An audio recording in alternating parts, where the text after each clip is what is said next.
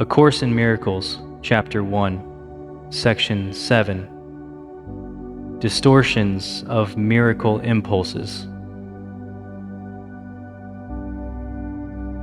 Your distorted perceptions produce a dense cover over miracle impulses, making it hard for them to reach your own awareness. The confusion of miracle impulses with physical impulses is a major perceptual distortion. Physical impulses are misdirected miracle impulses. All pleasure comes from doing God's will. This is because not doing it is a denial of self. Denial of self results in illusions, while correction of the error brings release from it.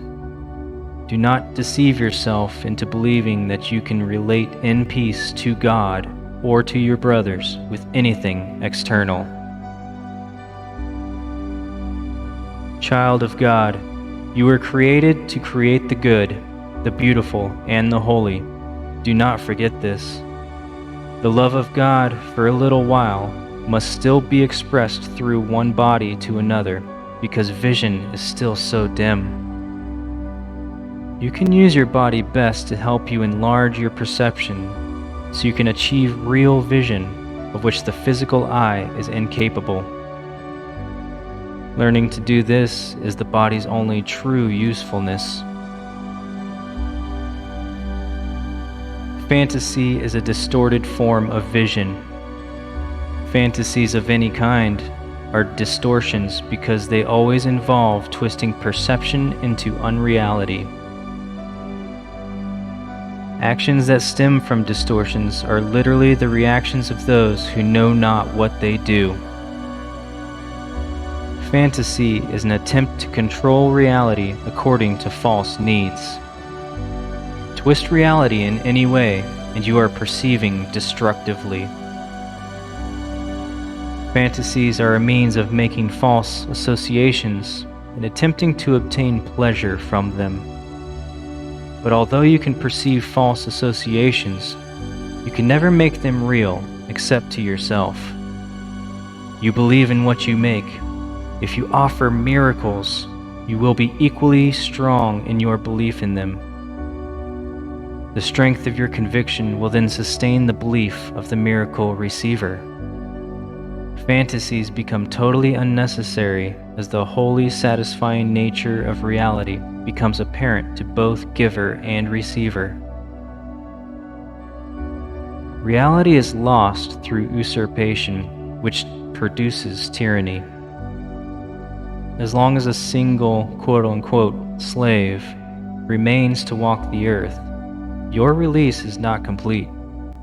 Complete restoration of the sonship is the only goal of the miracle-minded.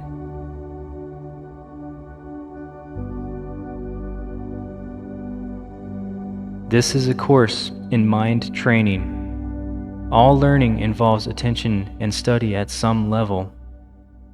Some of the later parts of the course rest too heavily on these earlier sections not to require their careful study. You will also need them for preparation. Without this, you may become much too fearful of what is to come to make constructive use of it. However, as you study these earlier sections, you will begin to see some of the implications that will be amplified later on. A solid foundation is necessary because of the confusion between fear and awe, to which I have already referred, and which is often made.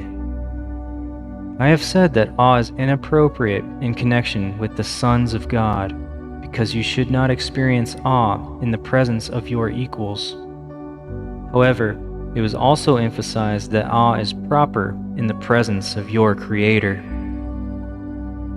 I have been careful to clarify my role in the atonement without either over or understating it. I am also trying to do the same with yours. I have stressed that awe is not an appropriate reaction to me because of our inherent equality. Some of the later steps in this course, however, involve a more direct approach to God Himself. It would be unwise to start on these steps without careful preparation, or awe will be confused with fear, and the experience will be more traumatic than beatific. Healing is of God in the end. The means are being carefully explained to you. Revelation may occasionally reveal the end to you, but to reach it, the means are needed.